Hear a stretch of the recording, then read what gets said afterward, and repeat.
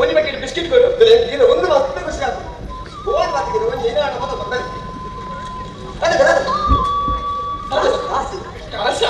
ಕಾಸು ಬರುದಿಲ್ಲ. ಅದು ಯಾರೇನು ಸಾಲೆ ಹೋಗ್ತದೆ ಪೂರ ಬರದಿಲ್ಲ ಹಿಂದೆ ವ್ಯಾಪಾರ.